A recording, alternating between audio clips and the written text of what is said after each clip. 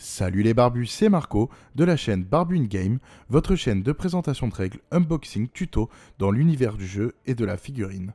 Aujourd'hui, je vais vous montrer comment peindre le bâtiment du Daily Buggles, qu'on retrouve notamment dans la boîte de base du jeu Marvel Crisis Protocol. Spécial dédicace à Cyril, Belgzim et BBR30 qui m'ont demandé de faire ce petit tuto. J'espère donc que ce tuto vous aidera et qu'il vous plaira. En ce qui me concerne, j'ai vraiment apprécié peindre ces bâtiments.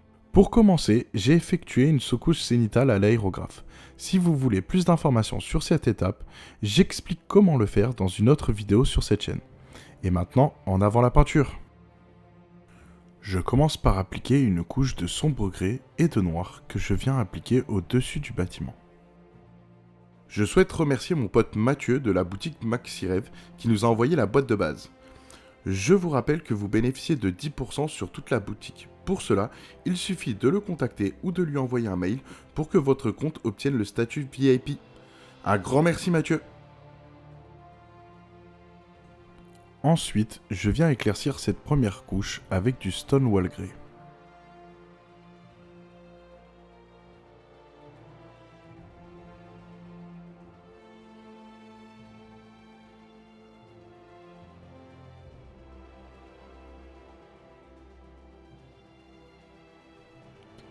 Je vais maintenant faire les premières couleurs de base, notamment le dark green que j'utilise pour faire tout autour du bâtiment.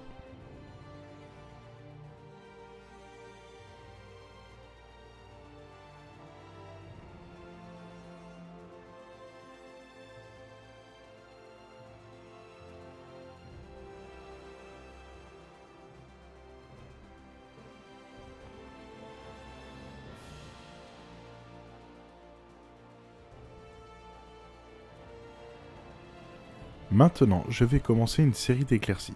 Pour cela, j'utilise du Goblin Green que j'applique avec mon aérographe. J'utilise pour information une buse de 0,15 mm.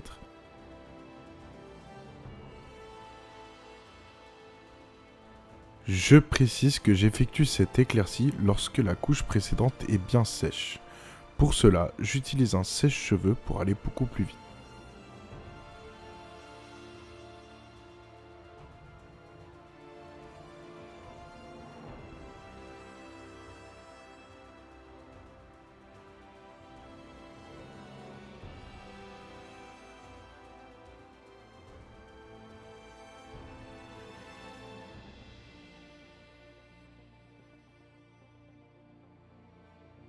Maintenant, je vais reprendre toutes les zones de séparation que je vais faire en grise.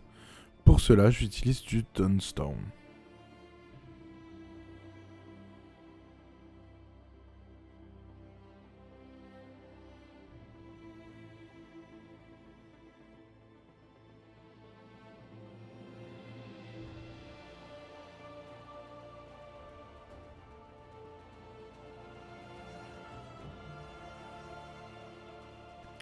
Cette étape fait partie des plus longues de toute cette peinture. Je vous invite à faire attention à ne pas dépasser, car il serait difficile après de rattraper l'éclaircie au vert.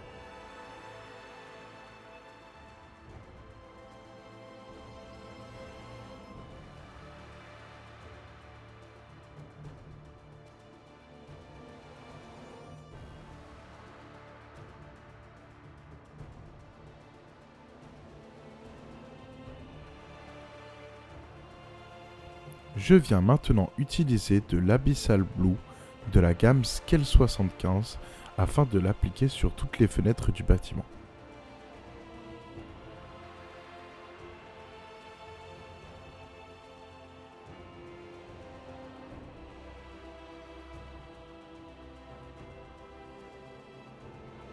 Je vais maintenant faire le fond du comptoir de vente. Pour cela, j'utilise du noir de la gamme Scale 75. Il a cette particularité d'être très mat et je trouve que ça vient rajouter de la profondeur à ce bâtiment.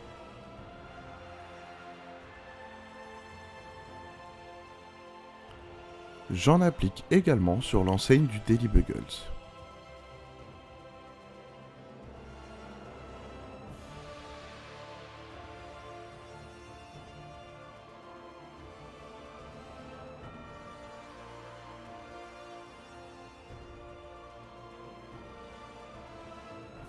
Je viens maintenant poser du Deep Red sur les petits trucs sur le côté.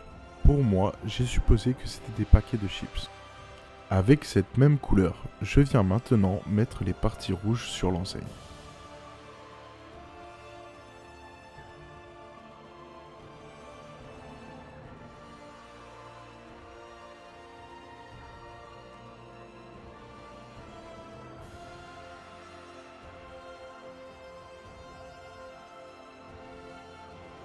Pour faire les supports du comptoir, je vais maintenant mettre du Dubai Brown de la gamme Scale 75.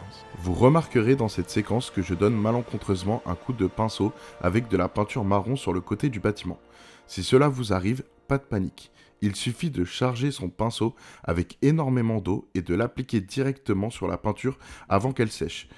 Récupérez l'excédent avec un mouchoir et le tour est joué. Pour faire l'enregistreur caisse, j'utilise du casse-plan Blue.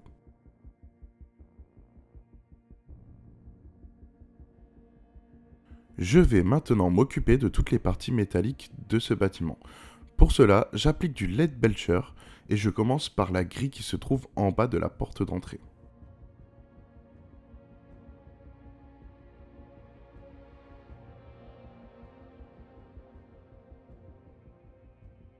Maintenant, je fais le pot à tips juste à côté de la caisse. Ensuite, je vais faire toutes les grilles des lumières qui se trouvent dans les côtés supérieurs du bâtiment. Je fais également la grille d'évacuation d'air que l'on peut trouver à l'arrière du bâtiment.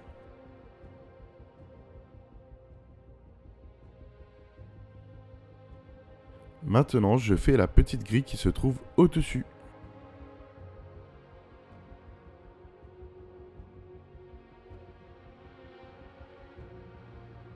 Enfin, je termine par faire la poignée et la serrure ainsi que les gonds de la porte. Je viens maintenant ajouter un peu de noir dans du blanc pour effectuer la sous-couche faite sur les magazines du présentoir. Je vais également peindre les lettres du Daily Buggles avec cette couleur.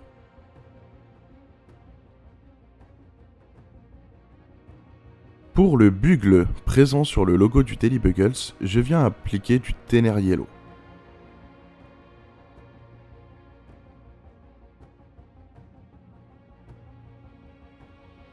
Afin de faire la matière vitrée des globes lumineux, je viens mettre de l'Abyssal Blue.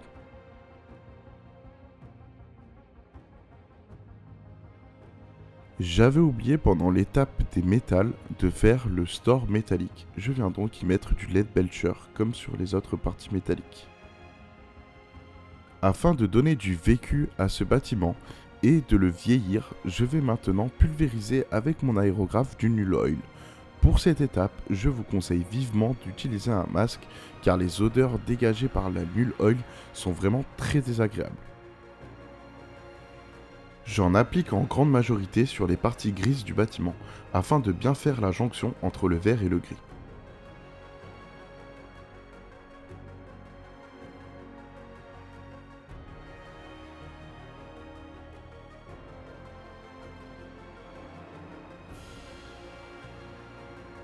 Comme vous pouvez le voir sur le haut du bâtiment, je suis resté trop longtemps sur la gâchette de mon aérographe. Et cela a créé un surplus. Je l'ai essuyé avec un mouchoir, j'aurais peut-être pas dû.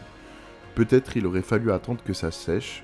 Quoi qu'il arrive, ce n'est pas grave. Ce genre de défaut, on peut toujours le transformer pour donner du réalisme à notre décor.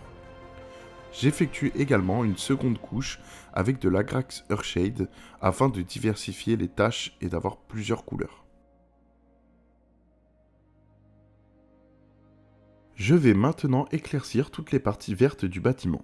Il faut être proche des zones en termes de distance et maîtriser le débit d'air pour éviter d'en mettre de partout. Il faut également faire attention de ne pas faire des surplus en restant trop longtemps sur la gâchette ou en envoyant trop de peinture d'un coup. Cette étape est assez difficile, vous pouvez protéger les parties à ne pas peindre en vert avec du ruban de masquage, mais vous mettrez bien plus de temps à faire le bâtiment. Moi j'ai préféré choisir la rapidité tout en étant très précis.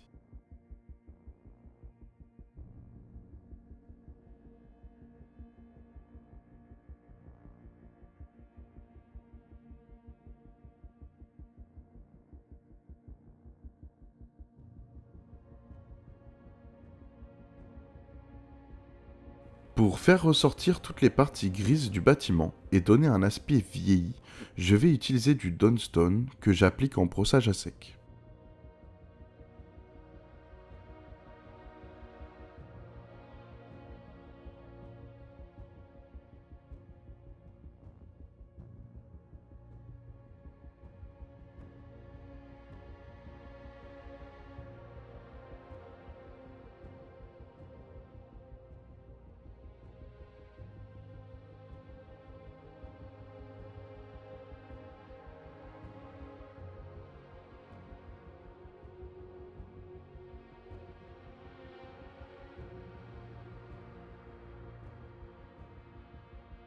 Je vais maintenant simuler des taches et du vieillissement de partout sur le bâtiment. Pour cela, j'utilise du Dryad Bark que j'applique avec une éponge que j'ai préalablement découpée et donné une forme irrégulière. Pour cela, je tamponne la peinture directement sur ma feuille, enlève l'excédent et je l'applique directement sur le bâtiment comme vous pouvez le voir sur la vidéo.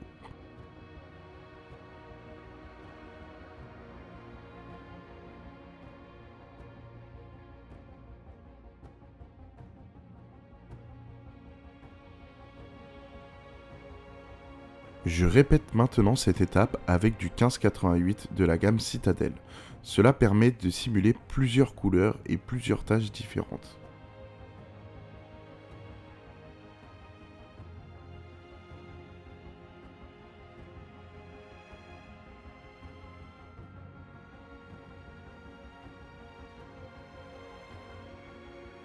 Je viens maintenant appliquer de la peinture sèche en pigment que vous pouvez trouver chez Green Stuff World.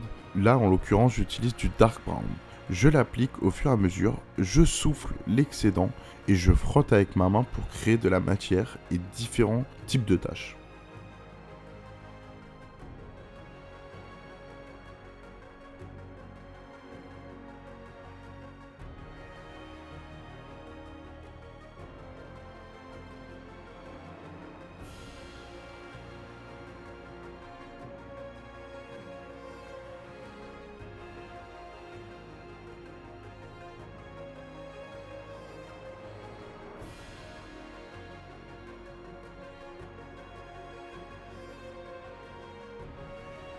Je viens effectuer le même procédé avec du light brown earth que je privilégie pour les parties métalliques du bâtiment.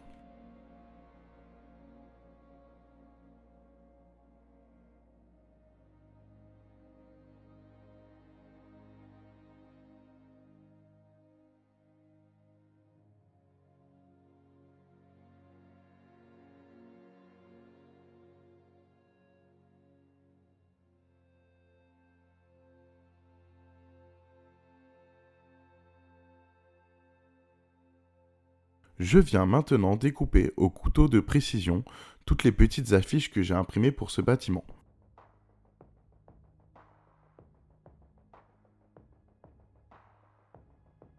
Pour donner un aspect plus réaliste à ces affiches, je viens appliquer de l'eau de mon pot de rinçage sale, puis je les colle une à une avec de la colle à bois appliquée au pinceau.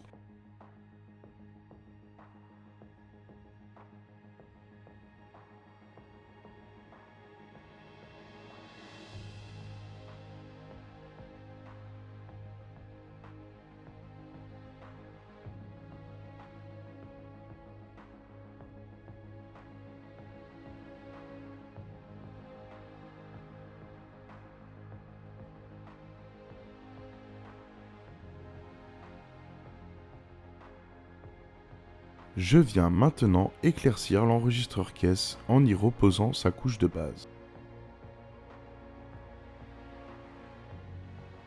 Je fais exactement le même procédé avec le comptoir en y mettant du Dubai Brown. Pour effectuer les vitres du bâtiment, je viens les recouvrir de la couche de base d'Abyssal Blue.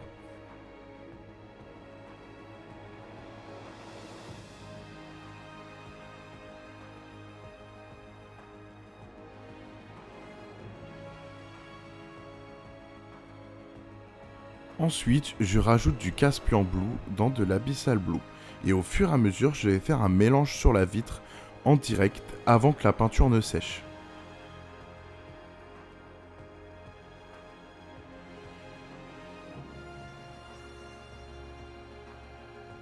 Au fur et à mesure, je vais rajouter du Caspian Blue afin d'éclaircir le centre de la vitre, comme vous pouvez le voir sur la vidéo.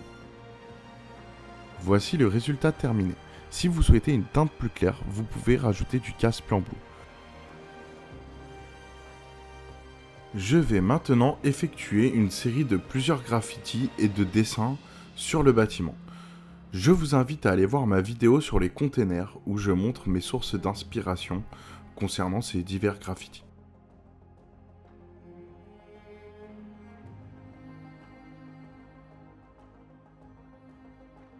Voici le résultat une fois tous les graffitis terminés.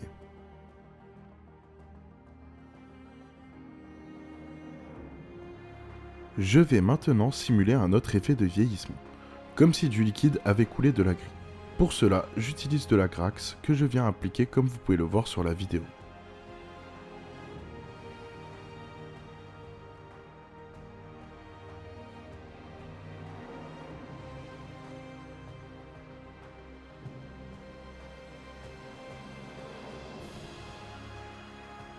Je viens maintenant appliquer de l'Aldeban Red pour éclaircir le rouge que l'on peut retrouver sur l'enseigne du Daily Buggles.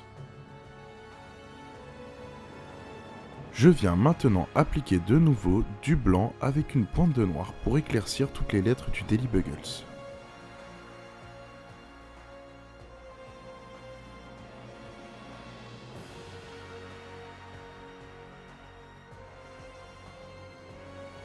Enfin, pour éclaircir le bugle, je viens remettre du Tenner Yellow.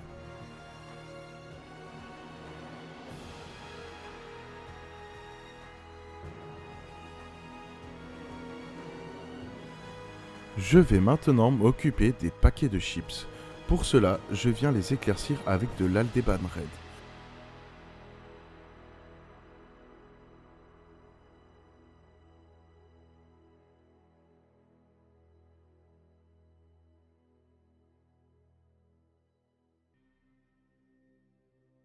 Afin que ça ressemble vraiment à un paquet de chips, je viens y mettre un rond jaune en plein milieu de chaque paquet.